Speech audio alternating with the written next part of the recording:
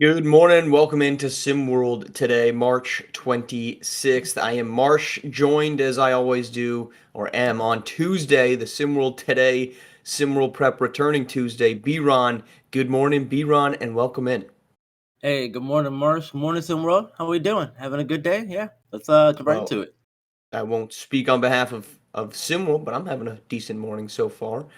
Big night in SimWorld Prep. Triple header returns at 7 o'clock. We'll get to that in a little bit. We're going to start in the SWBA with the Boston Celtics, the Boston Celtics that are the championship favorites, blow a 30-point lead to the Atlanta Hawks in Yep. a pretty jam-packed SWBA night last night. The Celtics, what are we thinking right now? Ah, man. This is one of those things where for me it is not a good look to blow a 30-point lead like that to any team. I don't care You don't who say. it is. You don't No, say. no, it's not good. Hot take alert. You can't have something like that happen, especially when you're trying to build momentum getting towards the playoffs too. I think these are the kinds of losses that can shake a team to hey, do we really have this? Are we as good as we think we are? One of those sorts of things. So for me, that's where I am on it immediately.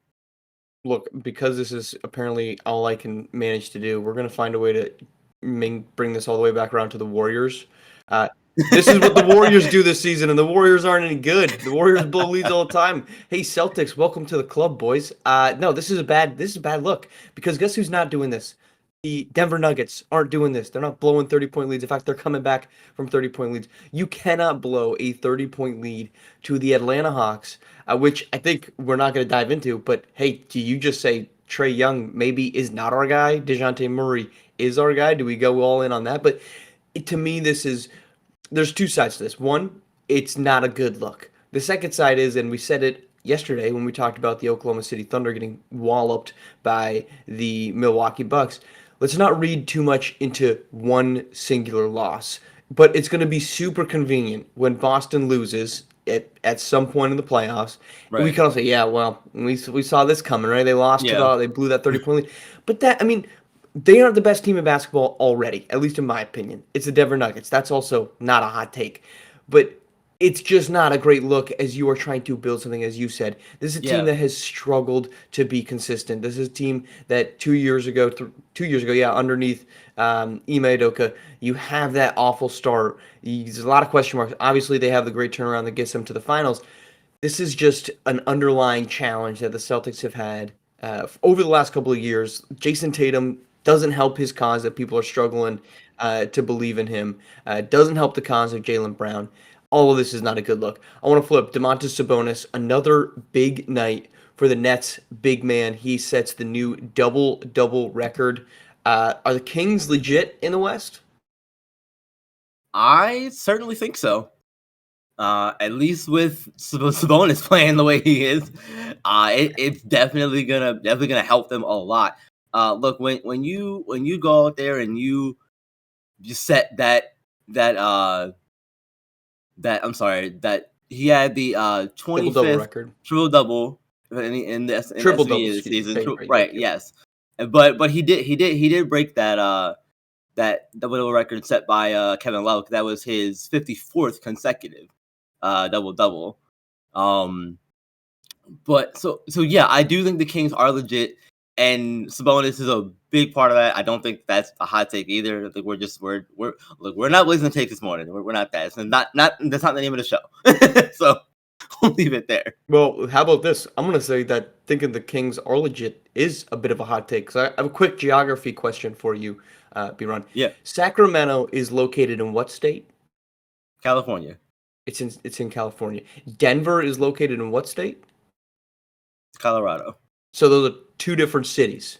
Yeah, Meaning they're Yes. two different basketball teams, which I don't care if it's anyone except the Denver Nuggets. The Kings can be whatever they are. They are not the Denver Nuggets. Sabonis has been sick, but Sabonis got schooled by Kevon Looney, who looks like he's a 45-year-old accountant moving around the office at this point in his career. And I love Kevon Looney, but he schooled him a season ago, and now he can barely get on the floor. I don't trust this team to actually make a difference in the playoffs because in some capacity, one, they've just been inconsistent all season long, and then two, you're going to have to play Denver at some point in the Western Conference. And the Denver Nuggets are simply that much better than not only the West, but the field as a whole. Speaking of the field, we're going to switch to the football field. SWFL rules passed. I talked about this. We mentioned about it. We chatted about it with Rick last week. But the rule change in effect, the hip drop tackle unanimously has been eliminated from the SWFL. This is, as you see on screen, in an incident in which a player is behind a guy, dumps his hips to the ground, and tackles him. Ron, I don't know how you can officiate this out of the game. You played football. Guess what? Small dudes don't tackle big dudes all that efficiently. There's very few opportunities that small dudes have. This is another example, in my opinion, of the SWFL completely deteriorating the abilities of the defense and the options for the defense. I understand it's not a great look when Mark Andrews gets tackled at the goal line and breaks his ankle. I understand that. But this isn't a horse collar tackle where you're deliberately grabbing a guy around his neck and chucking him to the ground. We are playing a contact sport. This is not a zero injury sport. There's going to be incidents in which guys get hurt. And the more that we officiate out all of these rules to protect what I get it. Player protection is important. But the head-to-head contact is the stuff we need to get rid of, not just a guy trying to tackle somebody who he's not as strong as, who's running away from him. It's the literal point of the game. Your thoughts? Yeah. I'm right there with you, Marsh. I don't understand. I don't see how you can change this rule like this. I've never played football, so I don't organize anyway. So like I don't know how hard it is to tackle somebody who's much bigger than you like that anyway. Hard. But yeah. But I can imagine it's fairly difficult to do. So when that kind of stuff happens, I feel like you're gonna have incidents like this where you're trying to get somebody down, you're dragging them down to the ground, and sometimes things happen. A chest lands on a leg or whatever, or things like this happen. But so I don't understand, and I don't get how you can do this effectively anyway. Yeah, and that I think is kind of the bigger issue. Not only that bigger, but second biggest issue. Not only is it going to be challenging for defenders to actually do it again because you're eliminating an option from their repertoire. Like it's just not easy to tackle somebody in general. It's not easy to tackle a bigger guy. But my concern now is this is going to be inefficiently enforced by the referees because how can you? I understand there are obvious times where you see it and you say, okay, that was a hip drop tackle, the Mark Andrews type of tackle. But even some of the plays that we see on the screen there during the highlight package of guys going out of bounds, is that a hip drop tackle? If a guy is being spun around the offensive player and his hips are dropping, not excuse me. What's the word I'm looking for, Bjorn? Help me out. Intentionally, that's the word I'm looking for. It's early. We are on our game today. If you are intentionally trying to do that, how are you able to tell if you're an official if you're doing that? I don't know that it's easy to watch it in slow motion, but yep, hips dropped. In live time, we struggle already with holdings, with pass interference, and now we're saying these guys are suddenly going to be able to say, well, his hips fell, at a 5-inch rate over 2 seconds, indicating that's a hip drop. I don't think it's going to be officially called, and there's going to be some big game, big play that is impacted because of this. It's not a matter of if, it's a matter of when. Yeah, exactly. And the other thing here with this too is that I've seen some reports in this ESPN article talking about how they are gonna they're gonna try to avoid enforcing it on a penalty, and they're talking about more so going in the direction of like fines and things like that. But even so, even though that being said, let's say you don't enforce it on penalties as much and you go the fine route. The same rules still apply, Marshall, in terms of how we were just talking about. How can you determine intent, malicious or otherwise, in the So moment like that? You can't. they're It's gonna very hard to do. but they're so the hold on. I didn't even know this. Thank you for informing me. They're Yeah, not even gonna call penalties. It's gonna be fines. they said that they said that they're going to lean more towards fines for it, but the penalty is an option, but they're gonna lean more towards fines for it. So it could be a What case are of we both, Marsh, doing? where you do the 15-yard penalty and the fine. I mean, look, if we're not gonna see games impacted because of this, great. But if I'm look, I'm not a big guy. Spoiler alert, number 5 of today's show. Not a big guy. If I have to tackle a bigger guy and it's gonna cost me $15,000 or the dude scoring a touchdown in a big game, guess what I'm gonna do? I'm gonna pay $15,000 because I don't Yeah, want that guy to score. That not only look, that's better than a penalty, I guess, but dudes are gonna do this. I mean, guys hmm already. You look at the SWBA, dudes are bad mouthing the refs left and right. They're paying hefty fines. They still yeah, come back to the well when the water's available. Dudes are. This is not going to take anything out of the game in that instance because guys are going to be like, well, what's the alternative? A guy scores a touchdown. If Mark Andrews scores a touchdown late in a pivotal midseason game, and I've got to pay $25,000 fine, I'm doing that. The team's probably going to give him a donation to his charity of his choice called his bank account in return. So right. that's not going to be a shock. But it is a shock that did it. Anyway, we are moving on. It is a big SimWorld Tuesday.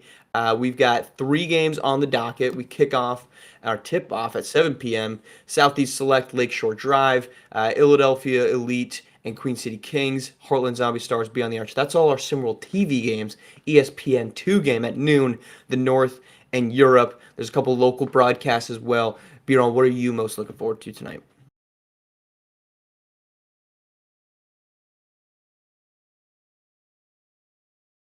Biron, what are we looking forward to? Do we lose you? Think we might have lost B-Ron. So we'll start with mine. What are we most looking forward to? I'm looking forward to the 7 p.m. game.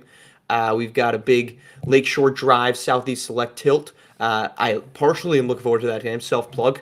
We're on the broadcast. Tune on in. But I'm actually really looking forward to Gabe Pope. He's been cooking this last little bit quietly. Southeast Select is above 500. We want to go back a couple weeks podcast. We're not talking about it enough. They've been really going well. And then you've got obviously Lakeshore Drive has been on a roll all season long. B-Ron, what are we looking forward to? Do we bring you back? Nope. All right, we're gonna keep going here. Apologize for technical difficulties. Benari James is going at 9 p.m. tonight. Heartland Zombie Stars Beyond the Arch. I think is an equally exciting matchup. Look, Benari has kind of done the stuff that we hoped he would. He's stayed out of the limelight. He's been an efficient basketball player. 44% from the floor this season, 19 points per game. He has done everything that we expected of him. And it's a good Heartland Zombie Stars team that has been up and down throughout the season, but more often up than down, 11-7 on the campaign. So I think as we continue to see this delineation of top teams, Heartland Zombie Stars has been a group that's been hanging around the top, who's been dangerous at every point in it. And if Benari James is going to keep doing what he's doing, not only are his prospects high for SimWorld Prep and a big matchup against the Beyond the Arch team that needs to get a win tonight to keep themselves steadying in a continually competitive group. That losing streak did not do them any favors. Benari James now is going to have to step in and try to put them in that hole all over again.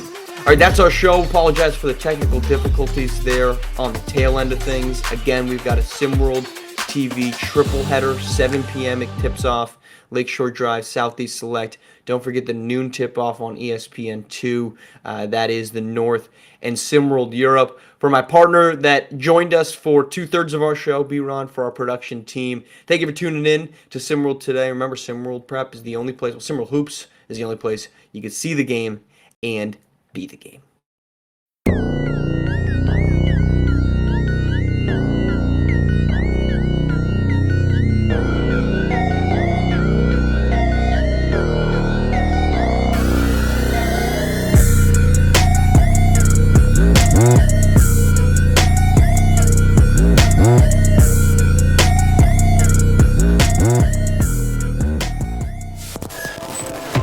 This has been a presentation of SimWorld Sports.